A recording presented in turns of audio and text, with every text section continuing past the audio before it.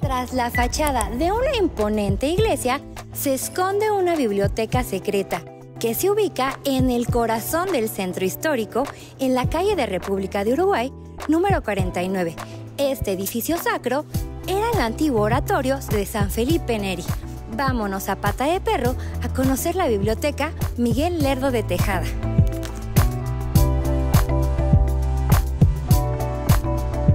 Esta fachada que nosotros nos encontramos pertenece a una orden que fue del San Felipe Neri, que fue construida alrededor de 1767 y que en ese año justamente hubo un temblor que se afectó la iglesia y los felipenses se fueron a la Profesa, cuando expulsan a los jesuitas. La Profesa es una iglesia unas cuantas calles más adelante. De modo que este edificio, a pesar de que fue construido para ser una iglesia con una fachada barroca impresionante, nunca fue consagrado al culto. Ya en el siglo XIX se convierte en un teatro, el Teatro Arbeu, que es un teatro muy importante donde la vida de divertimento cultural, social, inclusive política, se va a concentrar en los teatros. El cine todavía no tenía un auge. Y aquí se desarrollaron muchos aspectos muy importantes sobre zarzuela, sobre opereta y sobre obras de teatro que se desarrollaron. Un dato interesante es que la fachada como ahora nosotros la conocemos no se encontraba así. Estaba la fachada del teatro y por un milagro, podemos llamarlo así, no tiraron la parte superior de la fachada, la emparedaron literalmente con cemento. De modo que uno entraba a este vestíbulo, ¿no? En ese momento era un vestíbulo y veía solo la mitad de la fachada.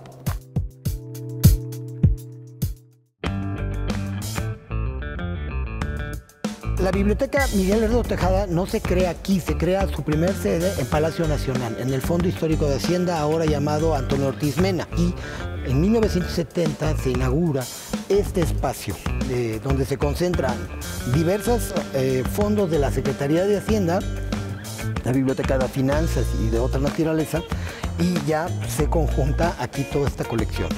Finalmente fue adaptado arquitectónicamente para que funcionara como una biblioteca. Me gustaría decir que la Biblioteca Miguel Lerdo de Tejada es un acervo especializado, es una de las bibliotecas más importantes del país y Latinoamérica, por tres motivos. Primero, tiene las colecciones fundamentales de la Secretaría de Hacienda y Crédito Público y toda la evolución histórica. Después, por su rica hemeroteca, que es muy importante y que tenemos materiales desde 1806. Temas de cómo era la vida cotidiana, cómo eran los platillos en el siglo XIX, cuáles eran los avisos que había en la prensa para determinado producto.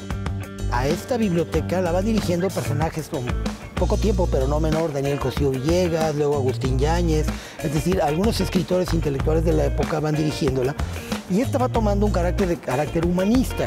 Esta colección es vital, era una síntesis informativa que ayudaba a la toma de decisiones a los funcionarios hacendarios para sus estudios, evidentemente, y ahora se constituyen como una memoria histórica, de modo que estos se constituyan en un arsenal histórico de información. Es importante señalar que este edificio, después de primero fue un edificio para una iglesia, luego un teatro y tuvo otros usos, aprende más de 200.000 volúmenes en su conjunto en varias colecciones. Estamos hablando también de que nosotros consideramos a la biblioteca por su valor por esta suma de colecciones.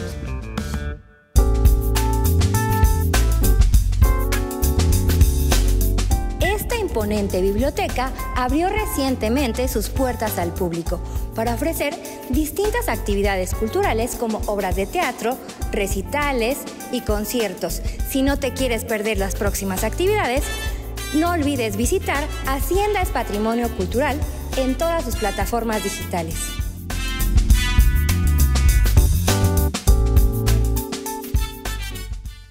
Echeverría hace algo que se llama la apertura democrática, que tiene que ver con precisamente crear universidades, incorporar a algunos intelectuales a la vida política, y entonces él decide darle a Vladi, porque a propuesta del coordinador de artes plásticas, este espacio. Le dice, quiero que hagan un mural. López Portillo en ese momento es secretario de Hacienda, que a la postre será el presidente, y hay algo muy importante, le dan a Vladi este espacio, pero no le dicen qué pintar, lo cual resulta muy extraño y casi único, porque hay un viejo dicho, aquí dice, el que paga manda. O sea, yo te mando a hacer un mural, pero tú tienes algún discurso, maneja alguna idea, le dan libertad absoluta a Vladi para hacerlo. Él va haciendo de la interpretación de hechos históricos su propia interpretación en este discurso que tiene que ver con el arte.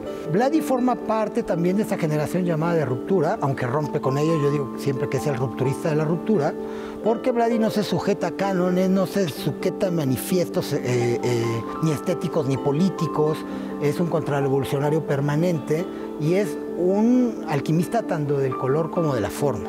Pero ustedes van a observar que hay unos grandes bastidores, ¿sí?, que eran espacios arquitectónicamente diseñados para la iglesia. Es decir, ahí se iban a poner retablos, algunos miden más de 10 metros, y va a utilizar óleo sobre tela.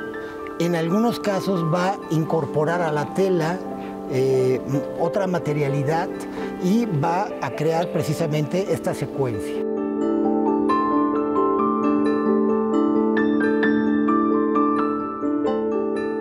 Estos 2.000 metros cuadrados es una especie de capilla sixtina para él. Le llaman las revoluciones y sus elementos. Este mural tiene, digamos, las principales revoluciones de la humanidad. Tenemos, por ejemplo, una revolución que es la revolución inglesa, que está detrás de nosotros. Ahí vamos a ver todo este tema del movimiento de sociales, porque es una revolución importante, pero también vamos a ver que hay un féretro con un rostro de Maximiliano de Habsburgo, es decir, no tendría nada que ver históricamente ese momento con el otro, sino que Vladi lo incorpora.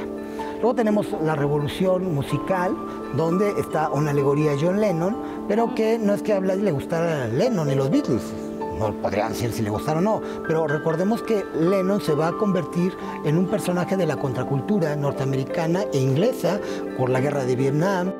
Luego tenemos otra revolución, que es la suma de la Revolución Francesa. Es una cofradía de pueblos que toman simbólicamente la Bastilla, aunque, insisto, no retrata la toma en sí misma. ¿Por qué?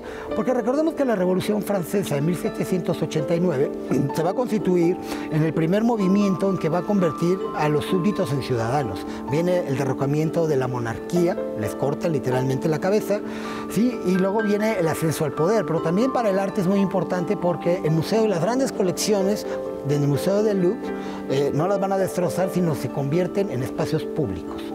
Vladi retoma este tema, porque para él fue muy importante París y Francia durante toda su vida, aparte que lo recibieron en el exilio, pues también regresó continuamente por la importancia de París en el arte, en este sentido, ¿no?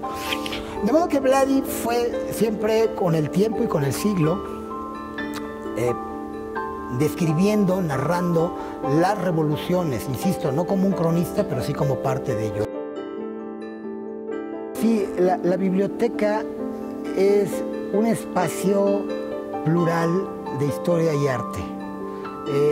Impresionante en su forma y fondo, no nada más por los murales, sino por la concepción, como yo lo señalaba. Solo cruzar el umbral y ver este espacio de 2.000 metros y ver esta sala ya es impactante. La biblioteca está abierta de lunes a viernes, de las 9 de la mañana a las 6 de la tarde. Y los sábados, desde las 10 de la mañana a las 2 de la tarde. Si estás cerca de Isabel la Católica y el Centro Histórico, no olvides visitar la Biblioteca Miguel Lerdo de Tejada, pues tiene 3 razones artísticas, culturales y sociales que la convierten en un lugar imperdible. Acompáñanos en otro capítulo a Pata de Perro para conocer un poco más de la cultura de México. Déjanos en comentarios qué otro lugar te gustaría que visitáramos. Mantente informado con El Universal y suscríbete a nuestro canal.